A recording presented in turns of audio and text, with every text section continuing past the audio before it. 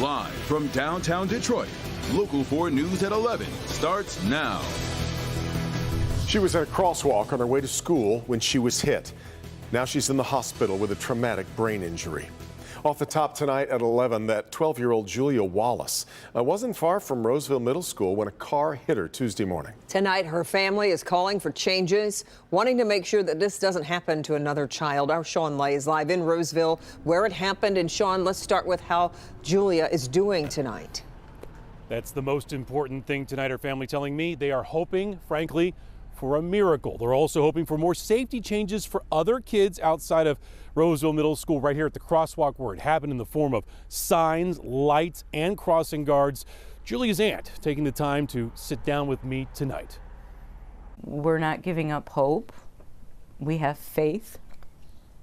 Precious life changing in an instant for Julia Wallace and for everyone who loved watching Julia grow from sweet little girl to smart, loving 12-year-old. Julianne DeBlau is Julia's aunt. We are going to fight for her until whatever happens, happens. Tina Wallace is Julia's mom. Tuesday morning, she told Tina that morning she was okay to walk to school because Tina checked to make sure like everything was okay with that other accident that was happening. A half-mile away, an officer-involved shooting and a massive investigation. Traffic was diverted right past Roseville Middle School. Julia was in the crosswalk when a driver hit her, resulting in a traumatic brain injury. Even if she wakes up and all of her organs she's in stable condition other than her brain. We're really sad that she's not here to perform with us tonight. Julia is in the school band. Last night, the band had her chair waiting for her. We're in her corner, and we're sending all of our positive vibes. For them to take the time out and to leave her chair open while they played, because she loved it so much. So much. And then there was a mom this family has never met, Tina Edgel, who held Julia in the street after she was hit, and she has worked non-stop to get Roseville to revamp safety for this crosswalk. God bless her. That's what I can say. The high school has crossing guards and these younger kids don't. No, it's wrong. She does not want this. She does not want what all this that Julia is now going through to be in vain. Back here live, Roseville's police chief confirming with me tonight there's going to be a meeting next week on Wednesday to talk about the different safety features that will be now added to this crosswalk. No stop signs here, traffic flows through, so expect changes here for safety for the kids that do cross here. Also, family dealing with a lot, guys. A GoFundMe has just been established. We're going to link that to our website, clickondetroit.com. There's a vigil for Julia. It's at Veterans Memorial Park Sunday at 8:15. Back to you. Certainly praying and thinking about young Julia tonight. Sean, I'm wondering, though, will that driver, do we know, will they face any charges? Ask the chief that here in Roseville that tonight. It's all still under investigation. The driver did stop, is cooperating with police, but it's unclear how exactly this accident happened right here at the crosswalk. So more investigation needs to be done. Indeed. Okay. Sean, thanks.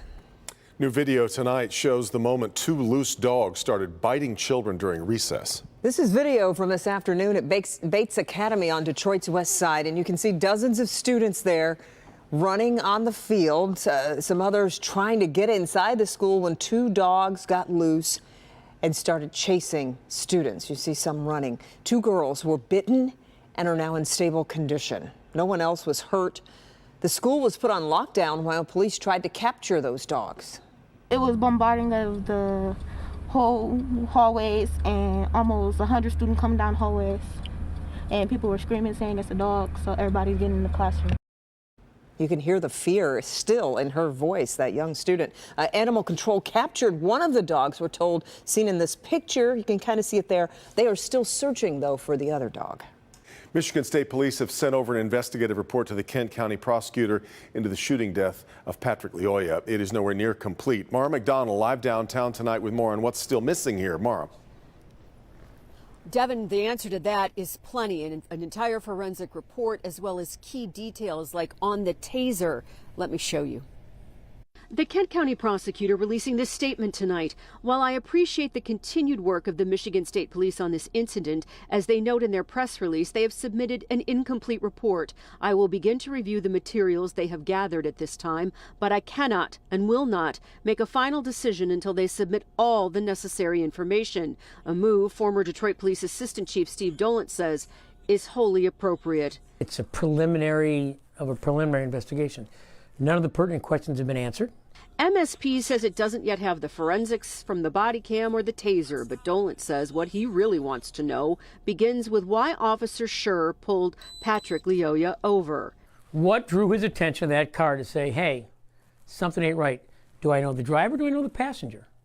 What's going on? People keep saying, well, you can't pull someone over in proper plate. Well, you can.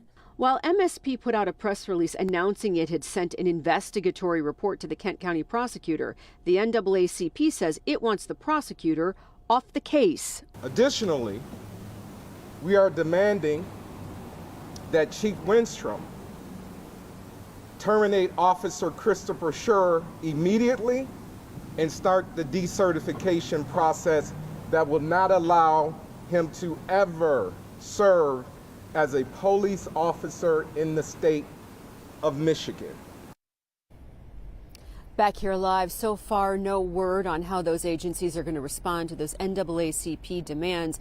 Bottom line, MSP has some more work to do here. We're live downtown. I'm Mara McDonald, Local 4. Sure sounds like it. All right, Mara. Right now, the Wyandotte Public School District dealing with criminal sex charges against an employee. It involves 31-year-old Ronnie Sheeler. He was a network administrator for nearly 4 years. Police say they were tipped off last week about possible misconduct involving a student. The tip led them to Sheeler. He was arrested after police say evidence resurfaced that he acted inappropriately. Sheeler has been charged with criminal sexual conduct. If convicted, he faces 17 years in prison. So far, no word from the district. On Detroit's west side, 3 people are in custody for a deadly crash that killed a 32-year-old woman. It happened early this morning near 8 Mile and Southfield Roads. Police say they noticed a speeding Jeep Cherokee and tried to pull it over. The Jeep didn't stop and crashed into another car, killing a 32-year-old woman. Officers arrested the 3 people inside the Jeep and also found a gun inside. President Biden today addressing reports he's considering canceling student debt for millions of Americans. I am considering dealing with some debt reduction. I am not considering $50,000 debt reduction, but I'm in the process of taking a hard look at whether or not there will be additional debt forgiveness, and I'll have an answer on that in the next couple weeks. So the president wouldn't give a number, but on the campaign trail in 2020, he expressed support to cancel at least $10,000 in student debt per person. All right, the Lions hoping they hit the jackpot tonight in Las Vegas. They did. They played like Vegas tonight, didn't they? Second overall pick in the NFL draft, went with the hometown kid, but that was just the start of what happened. It was a big night. It wasn't it? Yeah, and only round one. It's not even done yet. He said, Aiden Hutchinson said, the Lions were his choice all along. Tonight he got his wish. Lions made him the second overall pick, and why not? We've got highlights of Hutchinson, 14 sacks for Michigan. And the Lions definitely need help in pressuring the quarterback. 6'7", 260, and they got to play our favorite game, Crush the Commissioner, right there on the stage. He was the Big Ten's Defensive Player of the Year, and he had this message for all of Detroit. To the city, just know I'm going to give it my all. And, it was such an honor to be on that stage and to be picked by the Lions. It was the Lions all the way. Through the whole draft process, I wanted them to pick me. And, I'm so grateful that I went number 2 to them. All right, that's Aiden Hutchinson. Now the number 1 overall pick, defensive end Trayvon Walker of Georgia. So once again, Las Vegas is undefeated. And the Lions traded 3 picks to the Vikings for the 12th overall pick. They took wide receiver Jamison Williams of Alabama, who's got a bit of a question mark. We'll tell you all about it coming up in sports. Do you think he'll live at home for a while? Save some money. Money's going to be his worry. That'll be his least concern. Yeah, exactly. All right, Bernie, we'll talk to you a little bit later. Okay, still ahead. An assistant principal downriver saves the day when a student starts choking. It's emotional. Knowing that I saved someone. The dramatic lunchroom rescue coming up in just a minute. Let's check in with Andrew. And Kimberly and Devin, temperatures already in the 30s in many spots, even below freezing. 30 degrees over at Port Huron. Make sure you take care of your pets and potted plants. Bring them indoors. Some patchy frost with 33 degrees at the bus stop by morning. What about tomorrow afternoon? We'll talk about higher temperatures, your weekend forecast coming up. Okay, Andrew, thank you. And coming up tomorrow morning, finding the right financial advisor, how to save more for retirement and pay off debt faster. Then streaming at 7, Chad Tuff. He was the grandson of former U of M football coach Lloyd Carr, of course. And his battle of brain cancer inspired so many people. His mom joins us to talk about a special event returning in his honor. And then at 7:30, are the pills in your home posing a risk to your family? The simple way to solve the problem. You can join our morning team from 4:30 to 7 a.m. on Local 4, then streaming at 7 a.m.